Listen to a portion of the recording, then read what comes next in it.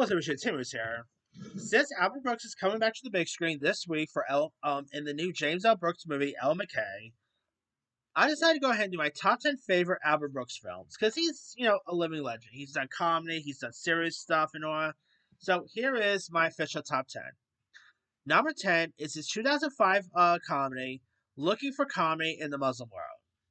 It is like where a fictionalized version of Albert Brooks is sent by the U.S. government to India and Pakistan to write and report on like what makes Muslims laugh here. And the movie is really decent, heartfelt. Albert Brooks, obviously playing himself, does such a good job here. John Carroll Lynch is also in this one. The late Fred Dalton Thompson. I mean, it is a really decent, heartwarming, like mockumentary film, if you will. Uh, Again, Brooks does such a good job here. I mean, he also directed the movie as well, which majority of these movies he also directed. So, I mean, if you guys haven't seen it, give this one a go. All right, number 9 is This Is 40. Now, This Is 40 is a semi sequel to Knocked Up and follows like a couple dealing with marriage, kids, and aging. And of course, it stars the knocked up couples of Paul Rudd and Leslie Mann. Albert Brooks actually plays Paul Rudd's father. He does some fun comedic timing. I mean, This Is 40 is not as good as Knocked Up, but I really quite enjoyed it. It definitely has some fun heart to it. Obviously, it is a movie about aging and all. The chemistry with Rudd, Mann is great. John Lithgow also pops up as Leslie Mann's mother. You had Melissa McCarthy pops up in this as well. Megan Fox, uh, Billy Joe Armstrong's also in this. It is a really decent, fun little comedy if you guys have seen that. All right, number 8 is another James L. Brooks film here, and that is I'll Do Anything. Now, this movie stars Nick Nolte, and it's about a struggling actor who takes care of his young daughter as he tries to secure work in Hollywood. And here you got Albert Brooks who plays Bertha Flynn, who's a tyrannical studio executive who like gives brutal sarcastic notes here, and Brooks does play the part very well. He definitely is very humorous here. Nick Nolte's terrific. Julie Kavner, who you might know as the voice of Bart Simpson, she's also in this one. Jolie Richardson. It's a really decent, heartwarming story. Definitely has a little bit of that Kramer versus Kramer vibe too, as well. I mean, it's a really decent film if you guys haven't seen it. All right. What else we got here? Coming in at number 7 is Out of Sight. Of course, directed by Steven Soderbergh, starring George Clooney, Jennifer Lopez, Don Cheadle. The cast in this is great. It's of course more like a charming bank robber escapes from prison and forms an unexpected romantic tensions with U.S. Marshal trying to recapture him. And here, of course, you got Albert Brooks who plays Richard Ripley, who's a wealthy white collar inmate whose crimes landed him in prison with dangerous characters. And yeah, Brooks definitely has some decent serious moment. Like he could really do serious when he wants to, and here he really showcases serious chops. George Clooney is great. I mean, he is obviously unintentional funny at times too. I mean, Brooks plays the part very well. All right, number 6 is Doctor Dolittle. Now here, of course, you got Albert Brooks who actually voices the circus tiger here. That of course Eddie Murphy's Dr. John Dolittle ends up trying to help and stuff. And it's a really decent heartwarming performance here. I mean, he's mostly voicing the character, but he does such a good job. And obviously he's no stranger to voicing characters too, because I do got another anime movie on this list, which is made his most popular animated film to date. But yeah, I've always loved like especially the scene where the tiger tries to go after Chris Rock's hamster. It's a really fun moment there. I mean, yeah, Doctor Dolittle I always love. Fun voice talents. You got Norm Macdonald as the voice of a dog. You've got Chris Rock. You've got some really fun voice additions. And Albert Brooks is definitely another really fun one. All right. Coming in at number 5 is actually, I think this is one that actually got him an Oscar nomination, and that is Drive. Here he plays like this crime boss with a chilling communist here. And it's really interesting to see him play the sinister character because you're always known for seeing him more as the calmer guy and stuff.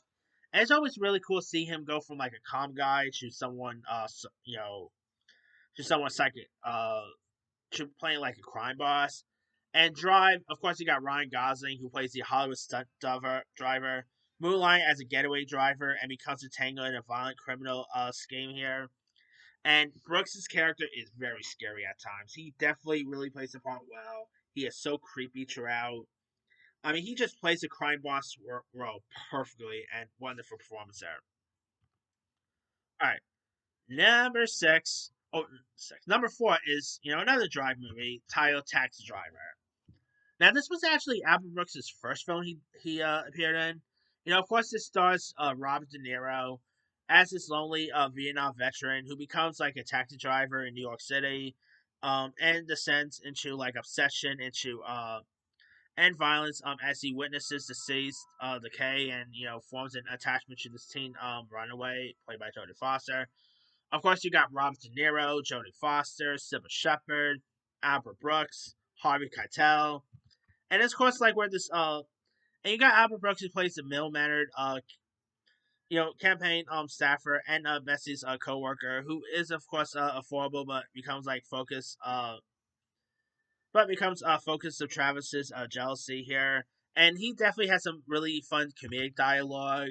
Of course, obviously you got Jodie Foster, Sybil Shepherd, Harvey Keitel, some really fun cast members involved, and it is a like an '80s classic. I mean, oh no, it's '70s classic. My bad. Of course, the movie that won De Niro an Oscar. It's such a really good one. Travis Bickle is such an insane character. All right, number three is another movie he directed, Defending Your Life. Of course, it stars Albert Brooks and Meryl Streep. After, of course, dying in a car accident, Daniel Miller, played by Brooks, finds himself in a heavily city where he must literally defend his life choices in a courtroom here. And of course, you got Julia, Meryl Streep as Julia is great. Rip Torn. It's such a really decent film. Uh, and of course, like he tries to defend his life choices in a courtroom style process to determine if he'll move forward or be sent back to Earth here. And it's a really decent film about second chances and stuff. Um, Shreep does such a good job. Rip Dawn is great. You know, obviously you got Brooks who plays the neurotic executive who lives like his life ruled by fear and all. And in the afterlife, he confronts his choices while falling for the confident Julia, played by Streep. It's such a good performance of his. He does such a good job throughout. I mean, really fun comedic timing, really heartfelt, really wonderful performance there. All right, number two is Broadcast News, another movie directed by James L. Brooks. Of course, this is in the Washington D.C. TV courtroom where Dre Colley's brilliant but neurotic producer, a handsome and shallow anchor, and a reporter navigate romance, antics, and pressures of live news here. Of course, you got Holly Hunter, Albert Brooks. Albert Brooks plays like the whip smart but insecure reporter with intense and journalist integrity here. And he really is very hopelessly in love with Holly Hunter's Jane character, but feels drained by Tom's charisma. Uh, William Hurt's great. I mean, Brooks obviously has some fun comedic timings in this one. He is like definitely plays the part very well. Joan Cusack is also in this. She's great. I mean, if you guys haven't seen Broadcast News, give that one a go. And of course, my favorite Albert Brooks film is obviously coming in at number one. You know it's going to be on here. His role as the voice of a clownfish. He goes from voicing a tiger to voicing a clownfish. And that is, of course, Finding Nemo. This is one of the best Pixar movies of all time, really. Next to Toy Story, obviously.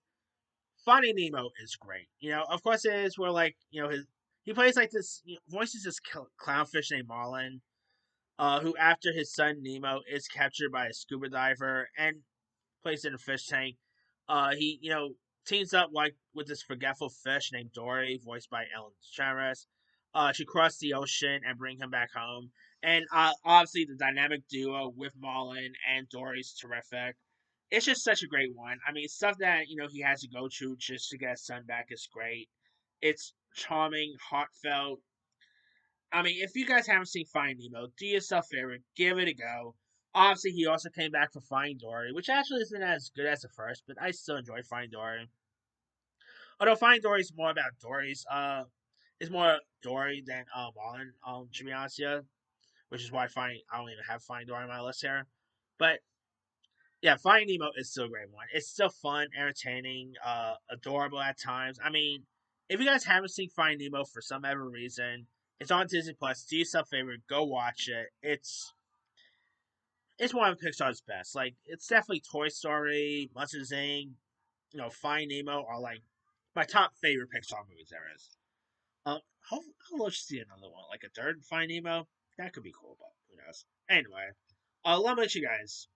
Oh, and forgot to do my quick rundown. Here's my quick rundown here. Number 10, Looking for Comedy in the Muslim World. 9, This Is 40. 8, I'll Do Anything. 7, Out of Sight. 6, Dr. Doolittle. 5, Driver. 5, Drive. 4, Taxi Driver. 3, Defending Your Life. 2, Broadcast News. And number 1 is Finding Nemo.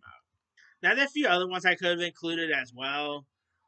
Secret Life of Pets he was in. Concussion, with Will Smith. A Most Violent Year with Jessica Chastain and Oscar Isaac.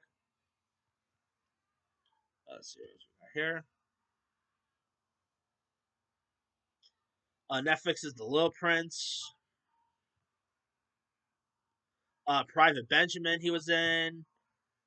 This Is America. He's on some TV shows as well, if I'm not mistaken. I think he also appeared on Simpsons, if I'm not mistaken. So there's that. He appeared on Weeds, The Simpsons, obviously. He's been some other great noble stuff, but and also if you guys haven't seen the documentary about him, give that one a go as well. Anyway, let me let you guys.